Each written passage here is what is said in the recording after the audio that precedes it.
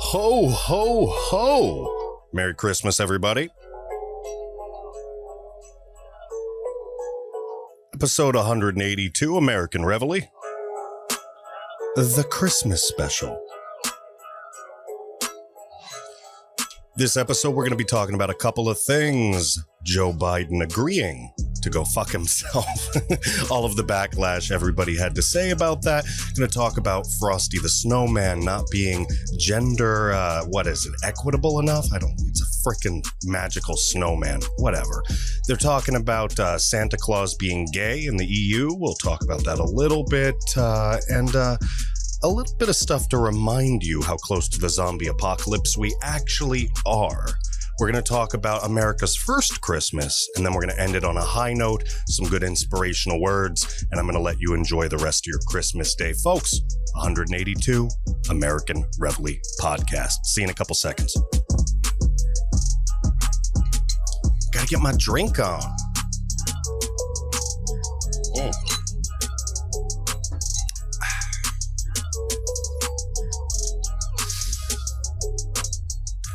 So, how is everybody doing? I hope everybody had a good Christmas Eve. It's Christmas Day here. Doing a quick early morning podcast episode before the family wakes up, before we have to do present time.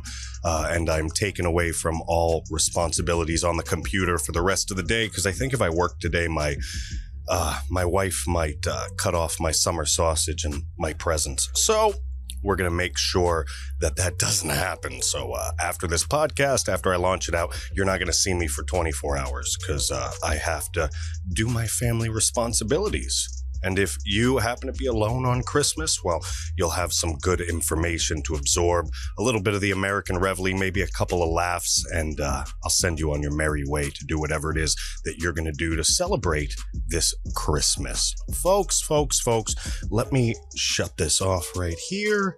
I'm my own producer. What could I say? And even if I had one, they probably wouldn't want to work for me on Christmas. I want to show you this video really quick, and then we're going to talk about it. Take a look at the Commander-in-Chief.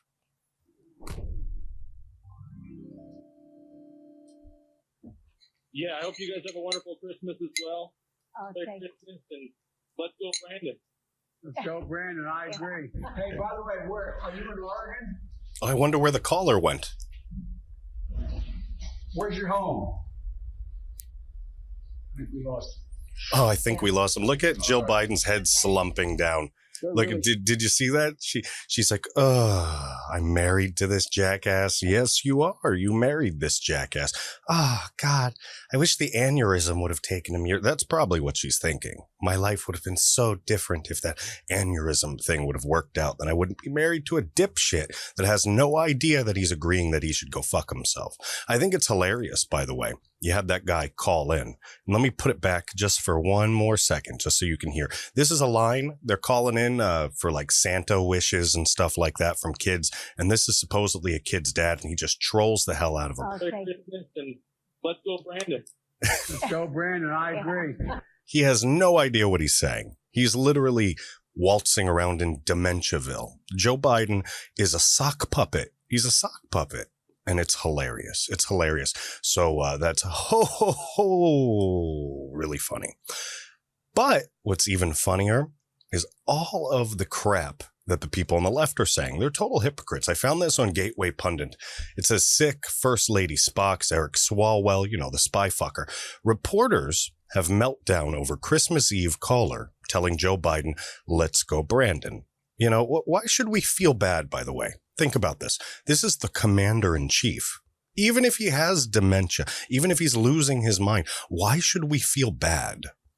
Why should we go, take it easy on him? He's going through some mental stuff. He's the president of the United States of America, the leader of the free world. Well, if it's anything to do with him or the people controlling him, it won't be free much longer. Take a look at this. I want to show you some of what people are saying. This is from Eric Swalwell, the guy that put his dang and right inside a thang. What was her name? Fang. That was it. Fang. Put his dang and fang. That's a tongue twister. That's like that song ba ba da da da dang da dang da da do da da do da da da fang. Anyway, I refuse to believe we are this indecent as people. Not on Christmas Eve. Not to a person who lost his wife and daughter at Christmas time. We're better than this. Be kind. Eric, you don't have any morals whatsoever. You're probably knee-deep in cocaine right now with your nose up a hooker's ass while Joe Biden's son there records it and jerks off in the corner. That's your Christmas wish, not mine. And I can only hope that whatever it is you're doing is granted, but we shouldn't be taking any advice from pieces of shit like that. Let's see what NBC News senior White House correspondent Kelly O'Donnell had to say. Yes, can't we all expect a little more of ourselves when it comes to simple kindness and respect on Christmas Eve?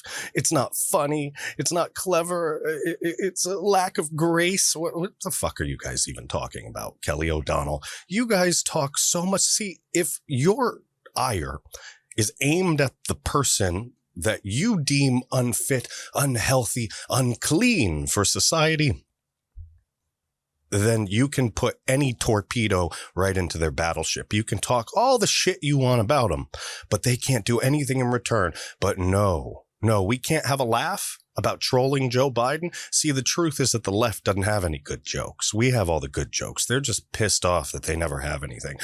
Kelly! Oh, you made Santa's naughty list. Let's go next. What is this? Who the hell is Molly Jong Fast? Anyway, imagine if you're on the phone with the President of the United States on a line intended for children, and you use the venue for this. Democrats, your party and your elite fuck children. So if a guy decides to call and troll Joe Biden on the line for children, that's okay. But, Clinton can go to Epstein Island for massages. Let's see, SV Date. This is a White House reporter. SV Date with the little line. You got the little line over the A. It's not date. It's Date. Everyone yelled at Clinton for calling them a deplorable. Oh, what the hell does that have to do with the price of tea in China? Maybe we should ask Eric Swalwell what the price of tea in China is. Maggie Haberman. Somehow this guy is the true victim, and Biden was somehow in the wrong as a guy gets on the phone to troll him on Christmas Eve after Biden was kind. As we all know how much of an asshole Biden can be to the working class man. You remember what he said to all those factory workers? What was it? Didn't he? I don't remember. I know that a veteran got in his face. He told people, he's talked a lot of shit. Told people off. He's been at multiple. There's so many I can't even count them. There was so many the last couple of years, especially when he was running for president, when he was going to all these little towns saying, I'm not going to take away fracking. I'm not going to do that. And people would ask him questions and he would lose his temper on them. Clear-cut signs of early onset dementia. Obviously something he's almost in a full-blown case of right now. I just noticed my Santa hat is like, look at this thing. Look, it's my white ball here. I could keep it on my pinky. Hello. Okay. Yeah. Look at this thing. It's all dangly and shit. See, that's what they expect my ass to go all around this fucking world. All right. All around this. I got to eat these fucking cookies and milk. I got to go down chimneys. Some of you motherfuckers have concertina wire around the chimney because you think the feds are coming through your chimney. I got to get through all that shit. And I got to take my magic sack out and give presents. I got to give presents for all the little kids out there. Sometimes I'm lucky and mommy's sleeping on the couch and Santa can, get a little show in the middle of the night, but that doesn't always happen. So Santa's got to go here. He's got to go there. And look at this. Now I got to get a new fucking hat because what? Maybe it snugged on somebody's fucking hook on the wall when I came down the chimney. Folks, get bigger chimneys. Okay. I'm tired of fucking my suit up every year. Anyway, Olivia of Troy said, how many kids get the opportunity to talk to the President of the United States on Christmas Eve while they await Santa? How many? I don't know. You guys don't believe in God, Christ, Santa, or anything. You believe in nothing. You teach your kids Santa doesn't exist at 3 years old. So what do you even care? All of a sudden, they want to talk to Santa. Oh, you messed up. You called the Biden line. You called the line and you went to talk to Santa. It was Biden and you said, let's go, Brandon. And you took the opportunity away from a little child to speak to our Lord and Savior, Joe Biden. How dare you? The lack of decency and respect by the dad on this call is horrid. I hope those kids grow up to be a better person than their father. Wow. Wow. Wow. She literally said that this is disgusting and then says something even more disgusting. I hope their kids grow up to be a better person than their father. This is the mindset of the left. All right. Dads don't matter on the left. Remember that. Jake Tapper from CNN. Is there anyone who knows what Christmas is all about? Yeah, Jake, why don't you tell us? Why don't you tell us? According to you, it's about ratings. CNN's Anna Navarro, while some get that infantile euphemism trending again, I'm just going to sit here and look at the beautiful official White House Christmas card I got from the legitimately elected 46th President of the United States of America.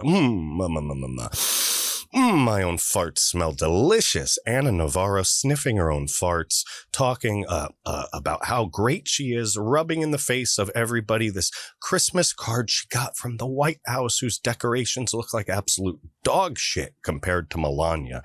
But that's because Jill Biden is dog shit. Everything woke turns to shit, including everything and everyone in the White House. And of course, let's end it with Jeremy Diamond, another person from CNN. It goes to show you why their ratings are in the shitter. If you think it's appropriate to tell anyone really, to go fuck themselves after they gave your kids the time of day on Christmas Eve, it says a lot more about your personal character than anything else. Do you think their kids really even wanted to talk to fucking Joe Biden? Right? You're missing the point, Jeremy. You're missing the point. Go say hi to Dustin too soon. If anybody gets that joke, put it in the comments below. This is good eggnog. All right, listen. I know we're in a fucked up spot in the world, guys. All right, it's not perfect. Everything's a little wacky, but it's Christmas and we want to try to enjoy ourselves. We want to try to have a good time.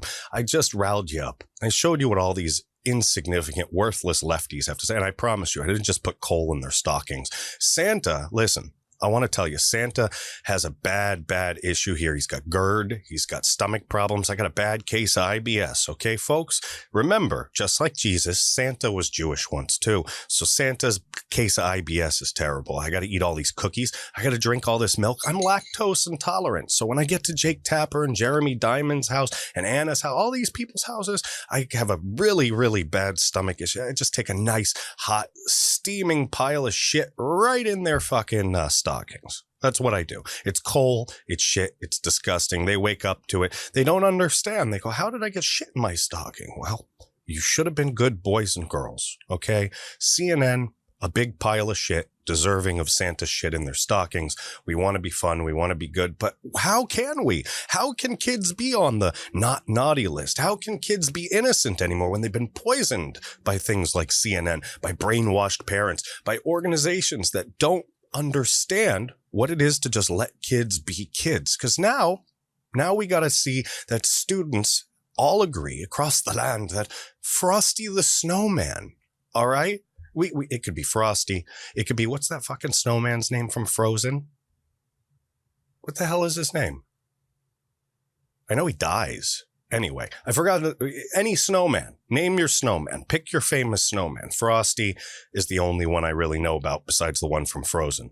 Students agree. Frosty the Snowman. Not gender include. Do we got to put a big carrot cock on Frosty the Snowman? Do we got to put a carrot cock? Do we got to get a littler carrot for his nose and a bigger carrot for down there, since porn's poisoning the mind of young people?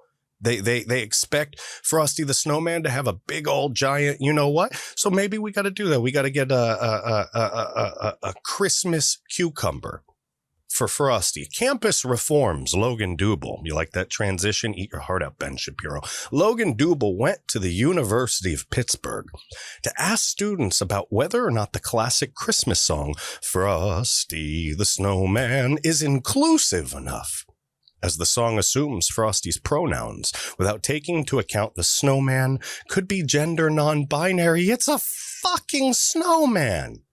It's magic Christmas spirit imbued in a body made of rolled snow. What? All right.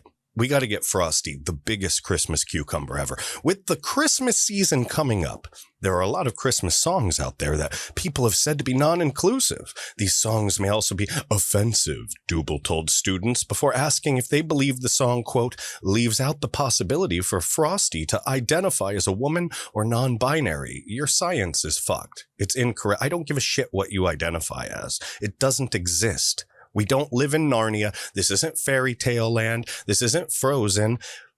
No. Okay? Just no.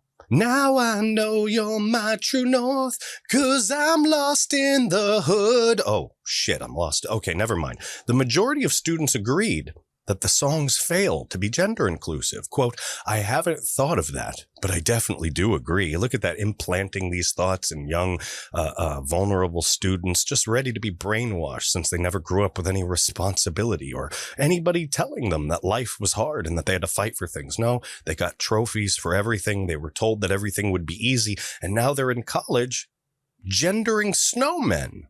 That's what we pay the tens of thousands of dollars for our kids to go to college for, to gender Frosty the Snowman. Quote, I guess it could be seen that way. They could make a different version of the song. Another student said, saying man versus women can definitely exclude people. No, everybody's different. All right. And men and women have very different things about them that are biological, that are ingrained in them. I don't give a crap if you identify as a female ferret mixed with a pineapple. If you're a man, you have male tendencies. If you're a woman, you have women tendencies. And if you don't agree with those and you fight them, that's fine. But I know, and you know, that deep down at 3 a.m, when you're up and you're all alone and your thoughts are running and you're wondering what you're doing with your life, you're truly unhappy. You're truly miserable. You're truly unsupported, which is why you made your decisions in the first place. You see, we've studied the science, and your version, it just doesn't ring out. Okay? It doesn't ring out. Quote, I guess I can see how people might be offended by a snowman not being inclusive, but personally, it's not a very big issue. I can't see why anybody can be offended. The beautiful thing about America, all right, the beautiful thing about America is that I could stay on my place. You could stay in your place. We could believe two different things. You could fuck yourself. I could fuck myself. Who cares? Go fuck yourself, right? But stay off my lawn. That's the beautiful thing. As simple as I just put it, as ridiculous and simple and blown up and ranty as I just put it. That's as simple as it is. You stay there. I stay here. You do your thing. I do my thing. Merry Christmas. That's what it is. But no, we're having to shove down our throats. All right. We're having to shove down our throats and up our asses. It's worldwide. Why the fuck should anybody care about what's happening with a snowman's pecker? All right. Snowman didn't even have peckers till this article. But no, you see, the world is shoving it down our throat. The world. I'm sure a lot of you saw how on Steven Crowder a couple months back, maybe it was a month or two back, they showed that commercial for the gay Santa Claus in, I think it was Denmark or Norway. And now it's traveled so far that it's made this mainstream news here on Breitbart. And there was a poll that came out that says, forget Mrs. Claus. Nearly 4 in 10 Britons think Santa can be gay. And I guess that's okay because Britain's a pretty gay place. Roughly 4 out of 10 Britons, 39%, think Santa Claus could be gay, according to a YouGov poll released the day before Christmas Eve. Hey, instead of ho, ho, ho. The results came after, okay, I was close. Norwegian Postal Service released the annual Christmas video featuring Santa Claus falling in love with another man to mark the 50th anniversary of Norway's decriminalization of homosexuality. The video, entitled When Harry Met Santa, is a 4-minute short film in which the main character interacts with Santa Claus several times before writing him a letter stating, Dear Santa, all I want for Christmas is you. It's a really, really gay commercial, as you can imagine. It's super gay. They kiss and it's really gay. The youngest Britons, and you see, I'm not being offensive there because if 2 men are kissing, that's gay, right? I'm using it properly. Not using it to say, some sort of thing like, oh, that was dumb or anything. Nope, not doing it. Santa kissing another man's pretty gay. The youngest Britons, those aged 18 to 24, support a gay Santa by 60% to 20. 25 to 49 are also more in favor, 46% to 33.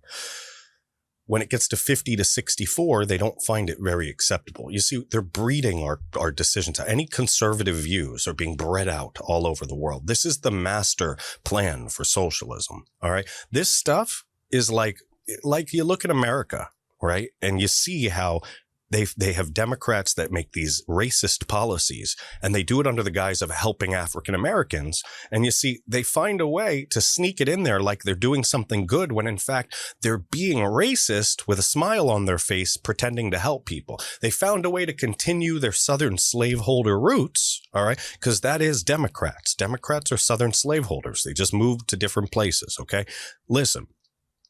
All right. They found a way to put this out. They found a way to make it seem like they're doing something innocuous when in fact they're doing something terrible. And the same here. All right. The same here. You see, you're snuffing out people with different views because you don't find those views acceptable. Right. And you're finding people to blame for it. This is the type of stuff that leads to Nazi Germany. Right. Because, hey, if you're gay and you want a gay Santa, have a gay Santa. But that doesn't mean the rest of the world's got to deal with a gay Santa, which is what everybody wants to push. They want to push it so that everybody has to live by the LGBTQ alphabet mafia trans world fucking universe. And hey, man, it's a free country. You want that universe here? Live in that universe. But we want our universe too. You see where we're coming from? We want our land and our yard and our house, and we'll stay on it and do our thing. And you do that shit on yours too. Doesn't work the same way in Britain. Doesn't work the same way in the EU and around the world.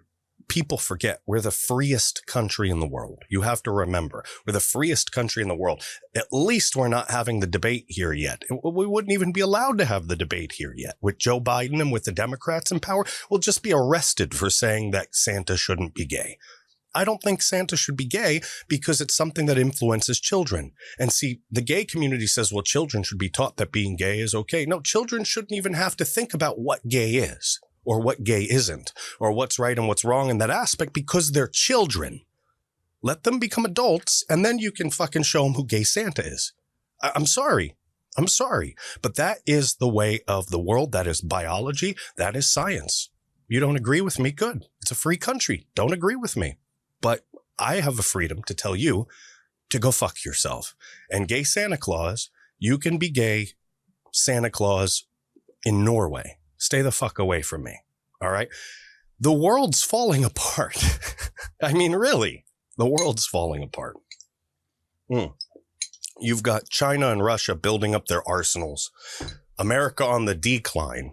All right. Democracy failing all around the world because of the pressures of socialism and the brainwashing of young people thrown through social media and through our technology and fostered by big business and by big tech. All right. That are only going to fuck themselves in the long run. But you've got this whole new world being built. All right. And the old world collapsing when it shouldn't be. There are things that are going to have to be propped up. And people are just going along their merry ways. They're just la, la, la, la, la, like nothing's happening. But what's actually happening is a collapse, a major collapse worldwide. People are losing their minds. People are destroying cities, burning down stores, looting things, destroying states. Look at New York. Look at Chicago. Look at California. Look at Oregon. Look at Washington State. Look at Baltimore, Maryland. Look at I could just name city after city after city, riddled with homeless people, homeless young people, drug addicts. You know, fentanyl killed more young people in this country than anything. Fuck COVID. Fentanyl fucked everybody up. All right. Our country is falling apart. The world is falling apart. We're on the verge of collapse. All right. Literally, all we need are zombies and it's over. All right. I want to show you this really quick. All right. There's a million things to show you, but I thought that this was the funniest one. Let me see. There's a woman, all right, who was armed with a pickaxe shopping in broad daylight. Or shoplifting, in broad daylight in Los Angeles. Nobody gives a shit anymore. She's yelling things, all right, with a pickaxe. I'm not fucking around, the suspect said as an employee tried to stop her. What do they do to try to stop shoplifters with pickaxes in Los Angeles?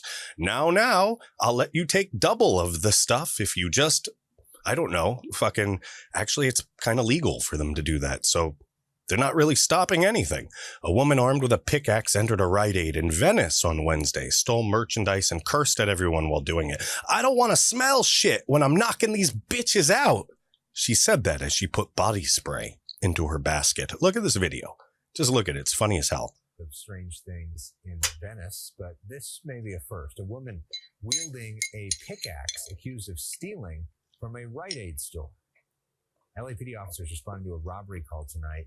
We're told that the shoplifter had a pickaxe over her shoulder. Detectives say, look at this lady. An unknown amount of merchandise from the Rite Aid at the intersection of Lincoln and Lake. It's basically the lady from The Walking Dead. Threatened employees who tried to take her basket. Nobody was hurt. Yeah, look at this. People are walking around with pickaxes and stealing shit. All right. All we need are zombies. Think about it. All we need are zombies. Think of The Walking Dead. Where was that chick with the fucking, the two chains and she had the zombies with no jaws on the fucking, 2 seconds from The Walking Dead. 2 seconds. We just need some dumb white kid with a cowboy hat and a fucking 6-shooter. I mean, we're 2 seconds from The Walking Dead. Los Angeles is a piece of shit. Chicago's a piece of shit. Portland's a piece of shit. Seattle's a piece of shit. All of these places, Detroit, all these places, they've all been taken. Washington, D.C., New York City, they've all been turned into literal zombie apocalypse lands. They've literally been turned into terrorist cesspools where roving bands of murderers are running around doing whatever they want. It's Mad Max in those cities. It's Mad Max. And nobody seems to give a shit. Nobody seems to give a shit. This country is so close to something igniting, to something blowing up. All right? It's so close. And nobody even realizes it. All right? Everybody's walking around with their head up their ass. I'm not saying you. If you're listening to me, if you're watching me, I'm not saying you. I'm talking about most average, everyday people thinking nothing's going to happen. Look at the gas prices. Look at the fights people are having. We don't even share the same core values anymore. So how do we walk this back? Tell me how we walk this back. I don't see a way.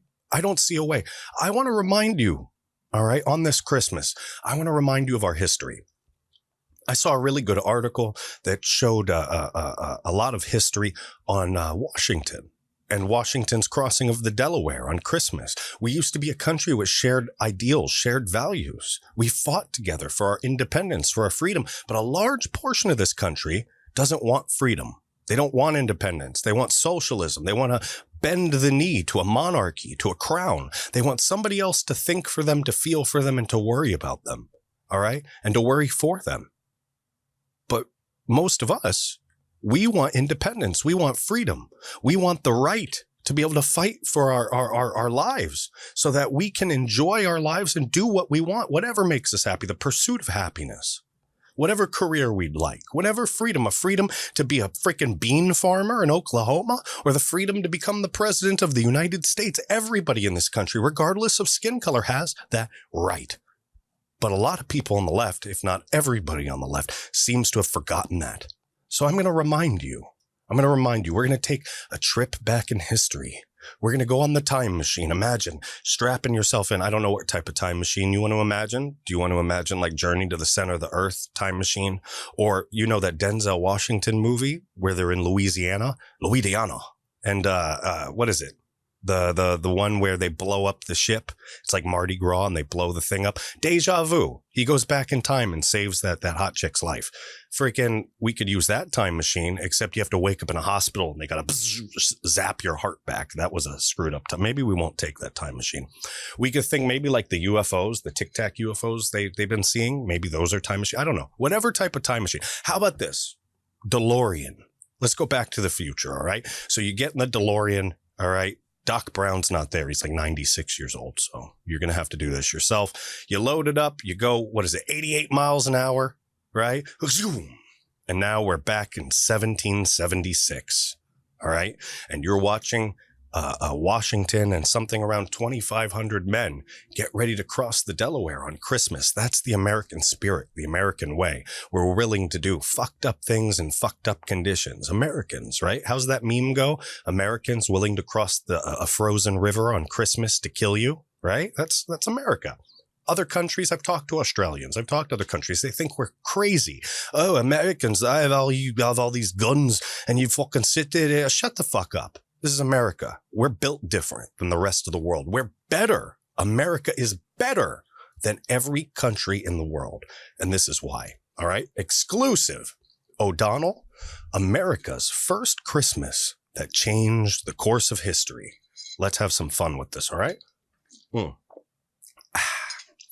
December 1776 was one of the darkest times for America. Hyperinflation gripped the economy. Oh, that sounds interesting. Washington's army lost one battle after another. The mood of the country changed from optimism to defeat. But on Christmas Day, Americans, amid raging nor'easter, crossed an impassable ice-filled river, surprised and killed an expertly trained enemy, and changed the course of American history. Thomas Paine epically captured these days leading up to Christmas 1776 in The American Crisis. Quote, "These are the times that try men's souls," Paine wrote. "The summer soldier and the sunshine patriot will, in this crisis, shrink from the service of their country, but he that stands by it now deserves the love and thanks of man and women. Tyranny, like hell, is not easily conquered. Yet we have this consolation within us, that the harder the conflict, the more glorious the triumph." Washington's army had lost one battle after another. The economy had tanked, and the paper money the United States printed seemed worthless. You should pay attention to this, folks. You should really hear these words because it sounds very familiar, doesn't it? Americans were abandoning their cause in droves. During the fall of 1776, the British issued an amnesty proclamation that offered pardon and protection to rebels who signed an oath of loyalty to the king within 60 days. And thousands of Americans, including several members of Congress, clamored to sign the oath. One disgusted American patriot recalled, quote, "To the disgrace of the country and the human nature, great numbers flocked to confess their political sins to the representative of majesty and to obtain pardon. It was observed that these consisted of the very rich and the very poor, while middling class held their constancy." All right, think about that. The middle class held their shit together. They had balls. They said, "No, F you, king. We're going to do it right." But the super rich, they were cowards. And the super poor, they were cowards. Only the folks in the middle who were fighting, who believed in something, who wanted to better themselves and better their families and work their way up a ladder that hadn't even been built yet, those were the people holding this country together. Again, middle-class friends and families, even somewhat poor friends and families. Don't you see the similarities there? I see the similarities. It says, making matters worse, the enlistments for the Continental Army expired in December and January 1st, 1777. That means that you could have just left. It would have been over. Most Americans could read, and the pamphlet immediately raised the morale of both the military and civilians. All right. The looming prospect of disaster seemed to spur Americans into action. As things get worse, we get stronger. You've heard that thing. Weak men make hard times make strong men make easy times make weak men. This is the type of thing. But when things get real weak here, it seems like God comes down and taps certain people with the core values and abilities to step up and take charge and make things happen. That's a key American value, a key American quality that is not seen in many other countries, folks.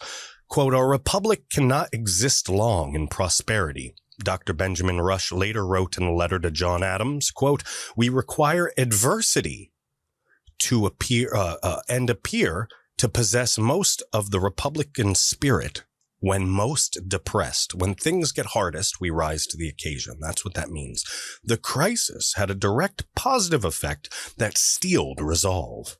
That December, 245 years ago, it sounds like such a long time, but it's not. It's like 3 lifetimes. It's like your grandma's mom. That's it.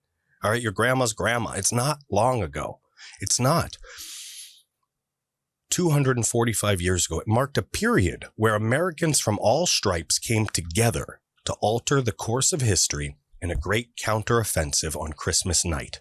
On the eve of the battle, General George Washington sat in his tent on the banks of the Delaware River and methodically wrote the same 3 words over and over and over again on several small pieces of paper. He had decided on a daring plan, crossing the ice-choked Delaware River and mounting a surprise attack on the Hessian garrison there. Knowing that the assault could not hope to succeed if word of the plan reached the enemy, he detailed a Virginia to serve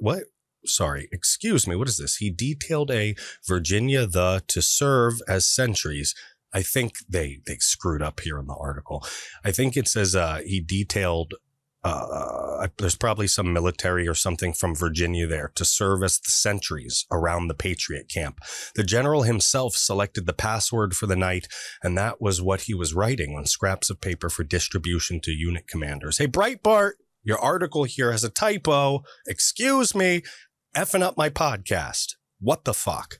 While the Surgeon General of the Continental Army was visiting Washington, one of the slips happened to fall on the floor. Quote, I was struck with the inspection of it, the physician wrote. It was victory or death. That was what George Washington wrote on that paper again and again and again all night. Victory or death. Think about that. Ooh, that's the bottom of the eggnog.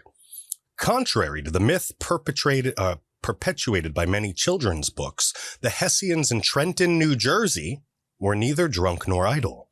Their experienced commander, Colonel Jonathan Rall, the hero of White Plains, Chatterton's Hills, and the breakthrough at Fort Washington, kept his men in constant readiness and on patrol. A series of raids by the local militia in the prior days had put them on edge, and the men slept dressed and armed. Rall realized the precarious nature of the Trenton outpost and frequently demanded reinforcements, but to no avail. In exasperation, he complained, Scheisse be Scheiss! Shit on shit. Let them come. We will go at them with the bayonet. British spies had warned of an impending attack on Trenton, but no one knew the exact day and time.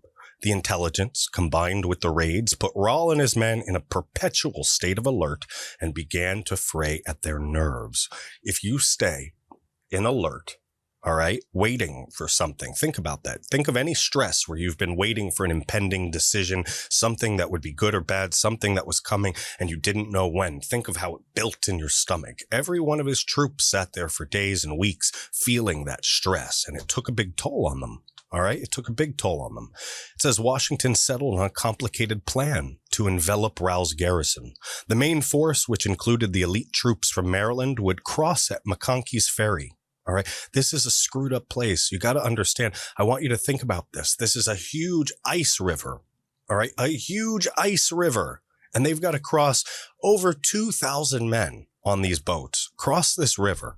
If you fall over, you freeze to death. It's the middle of the night. It's Christmas. This is a hell of an endeavor. This is 1776. They didn't have floodlights and freaking parkas. Nobody was wearing like fleece-lined jackets and Ugg boots. All right. This was the shits of the shits. This was victory or death. It says the army was in pitiful condition. As one American officer remembered, it would be a terrible night for the soldiers who had no shoes. Some had tied old rags around their feet. Others were barefoot, and not one man complained. Do you know how much bitching and moaning would be?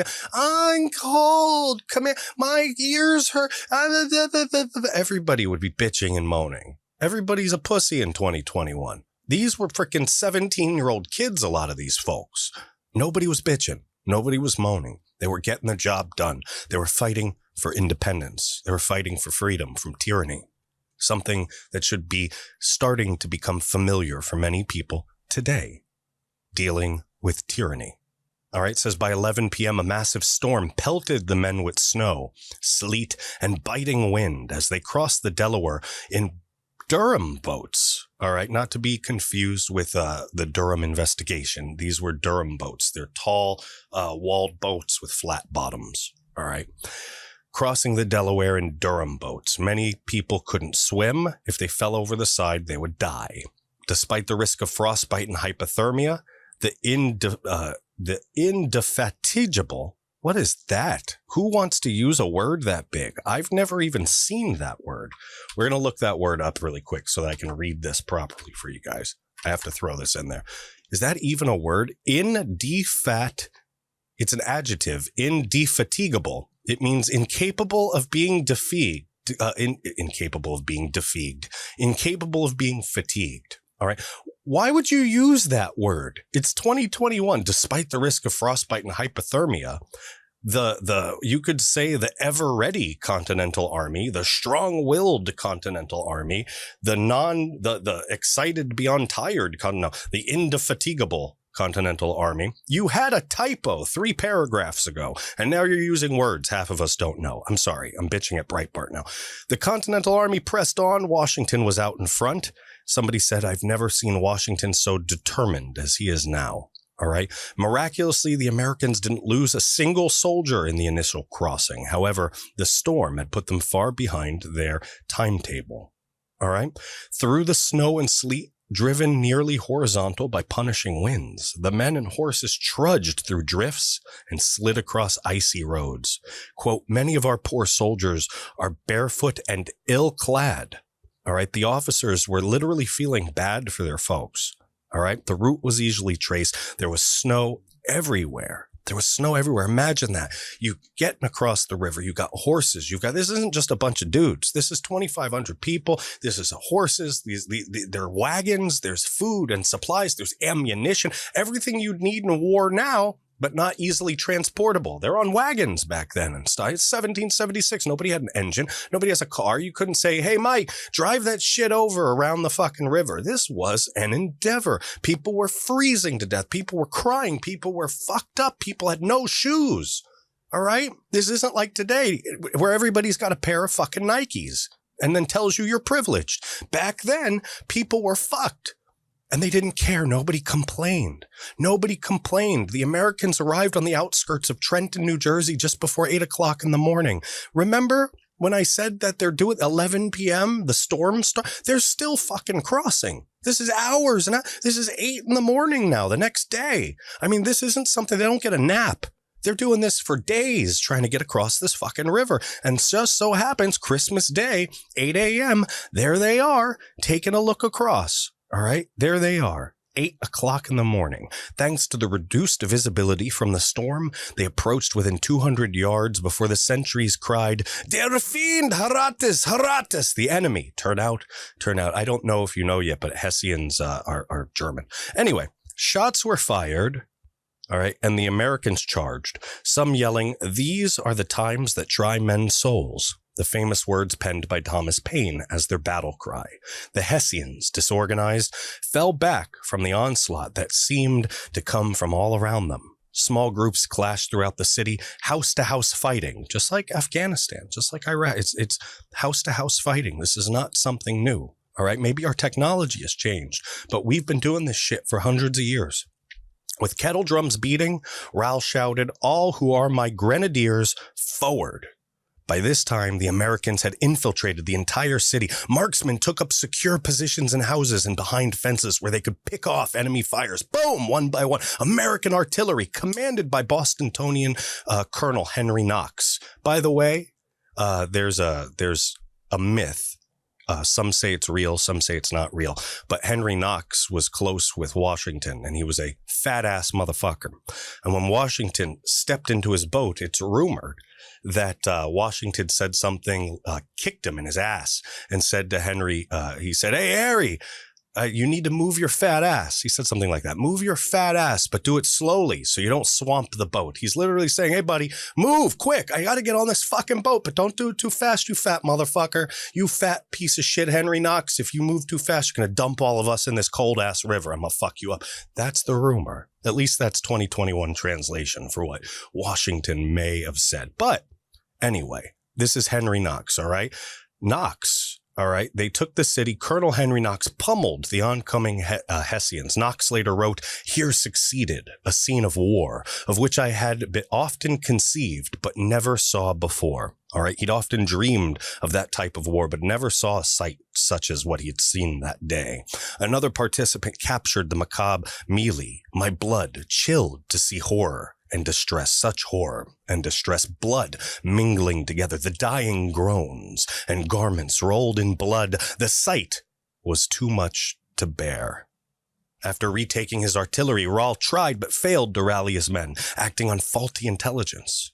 He assumed that his only escape route, a bridge across the Assunpink Creek, had been captured by the Marbleheaders. He ordered the Hessians to retreat through an orchard to the southeast.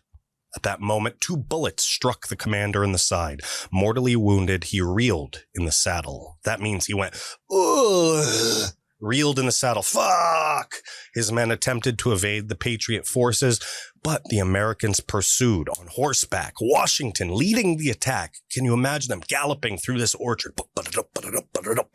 Fucking going right after these guys. Right after. Screaming, "March on, brave fellows, after me." Hit from 3 sides. The Hessians, now leaderless, because remember, their leader's fucked up, dying in his saddle, going, oh, fuck me.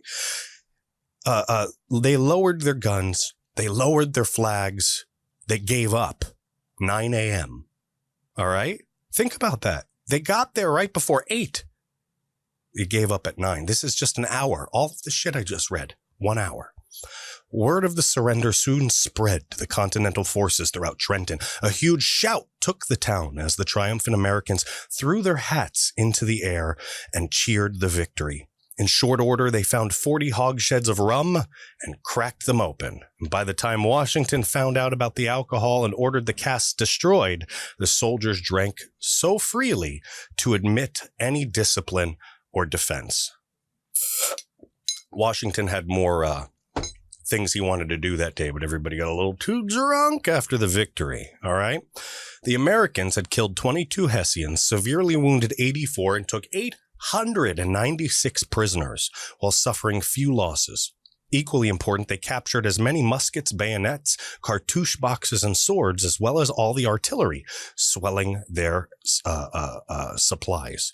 The Americans had won a great victory, but they had little time for rest. Washington needed to capitalize on the victory of Trenton and eliminate the other British troops in New Jersey.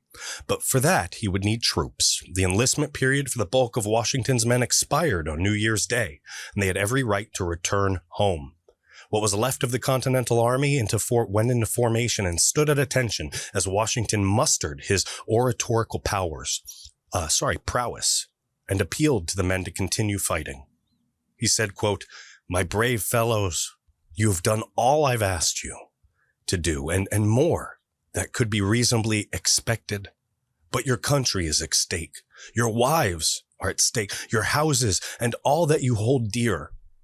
If you will consent to stay 1 month longer, you will render that service to the cause of liberty and to your country, which you probably can never, ever do under any of other circumstances." All right. He's basically saying, please, we just won this battle. The war is almost over. We're about to have a free country. If you leave, your wives are going to get screwed up. Your houses are going to get burned down. Everything's going to get fucked up, but stay with me. Fight with me for 1 more month. Fight for me and have a free country. All right. That's what he told them. Moved by the general's words and his most affectionate manner, men slowly stepped forward from their ranks. More soldiers followed. As the majority of the army decided to continue fighting, many of those who stepped forward would help turn the tide in the coming battles to win us liberty that we enjoy today. And while the sacrifice was great, many of those volunteers died in battle or from smallpox. America's resolve is at its strongest in its darkest hours. All right, I wanted to read that to you. I know it was a little long, but I want you to understand that historically, the pattern shows that when we're the most fucked up, when we're the most screwed, when our conservative values are crushed into the dirt, when freedom and liberty are being pissed upon by the enemy, Americans always rise to the occasion. We've done it before, and we will do it again. All right, we will. And on this Christmas, we have to end this on a good note. We have to talk about some good stuff. We have to look at something really quick. Out of Chicago, and I talked about this on the last podcast, they're doing what's called Rooftop Revelations. They've got a pastor, and he spends time on this rooftop and does these podcasts and tries to speak inspirationally, talk to young people in Chicago, talk to folks that are going through hardship, and give them the good word. All right? And I wanted to play this one. I wanted to play it because I really, really, really believe that what this guy's doing is a good thing. So let's watch this together, and then we'll wrap this show up. It's been a tough year for a lot of people. Life has been hitting you and knocking you down. But the resiliency of being an American says that we have so much in us, so much determination, so much strength, so much resiliency, so much pride that even though we get knocked down sometimes, we always bounce back up. Amen.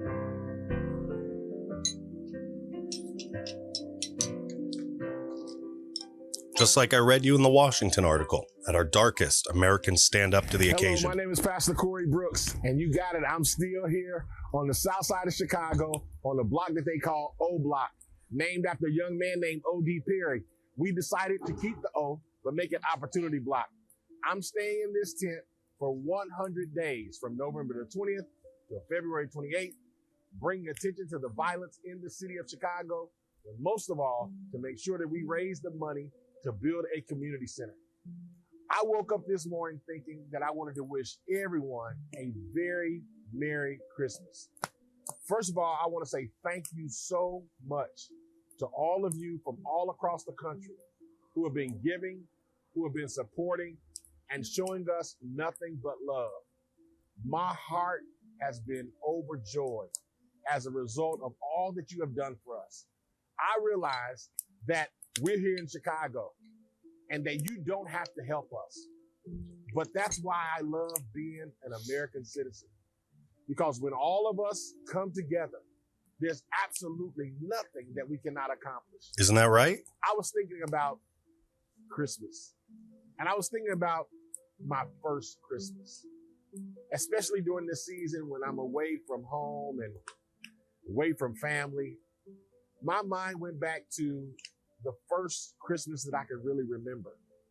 Anybody who knows me knows that I can't remember a lot about my childhood. I know we were impoverished. I know we didn't have a lot of money, and I really can't remember a lot. I know how that goes. From my childhood. I can't remember a lot of the stories. I can't remember all the things, but there's one specific Christmas that I do remember. I was 7 years old.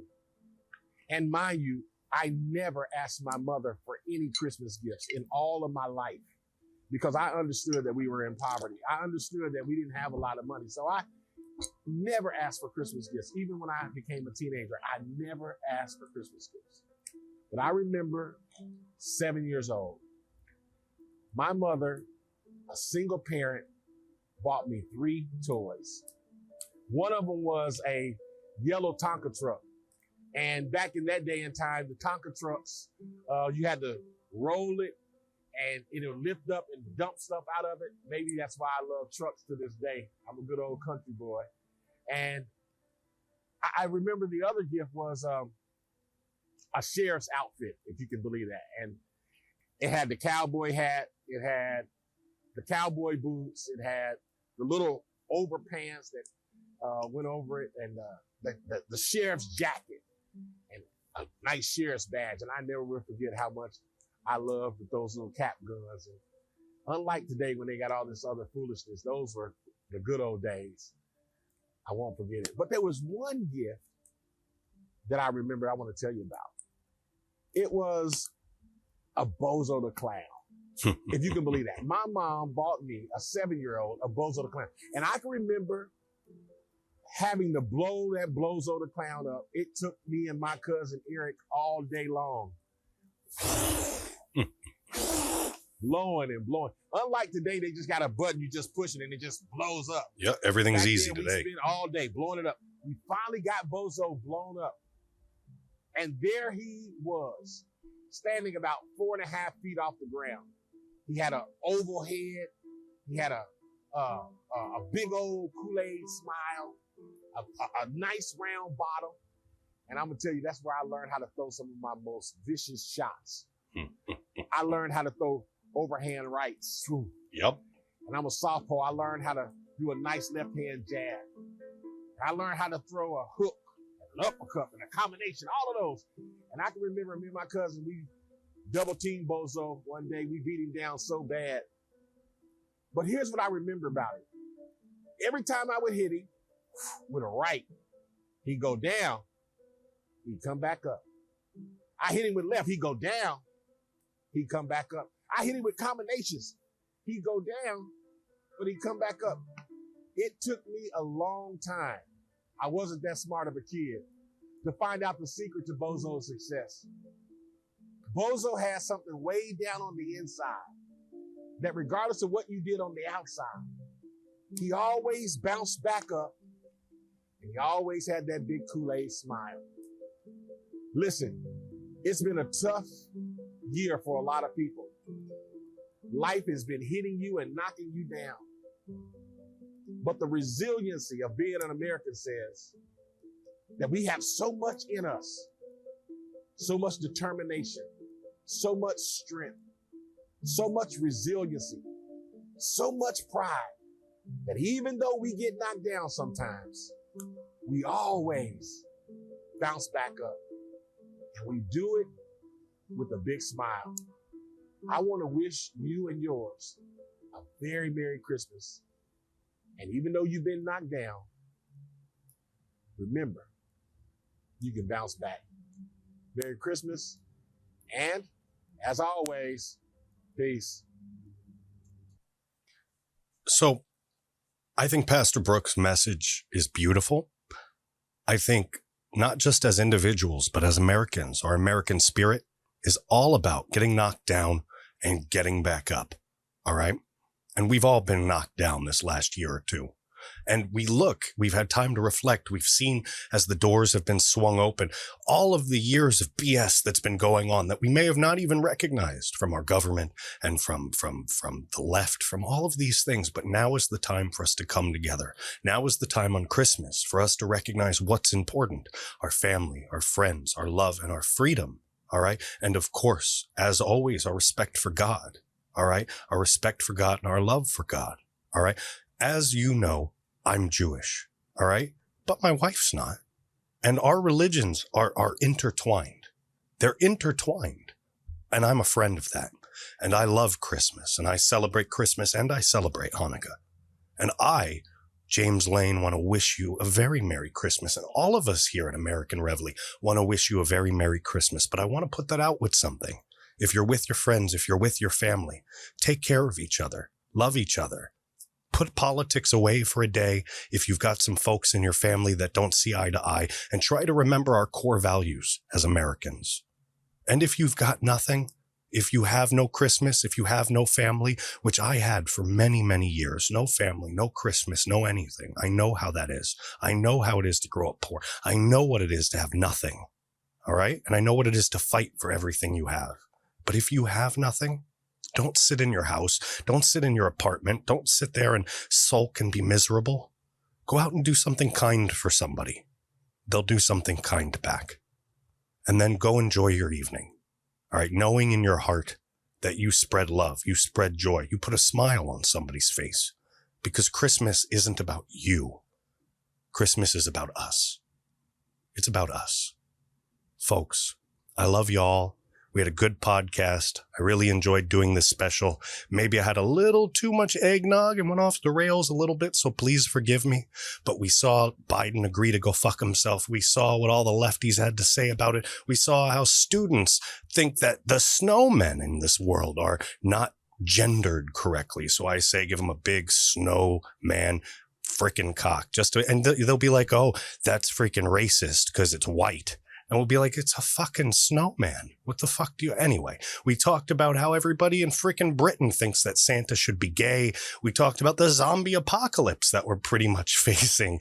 And America's first Christmas with Washington crossing the Delaware. And of course, we brought it home with Pastor Brooks giving you a nice message from the heart of Gangland, Chicago. Folks, I love you all. Have a Merry Christmas. Please go to www.americanreveille.com. Bookmark the site so you can get new blogs, new podcasts, new memes, and everything. You can donate there at the donate tab. You could sign up for our newsletter, which if everything goes down, it's going to be the only way I can talk to you. So go there again, AmericanReveille.com, sign up for the newsletter. If you want to donate crypto, email me directly, JamesLane@AmericanReveille.com.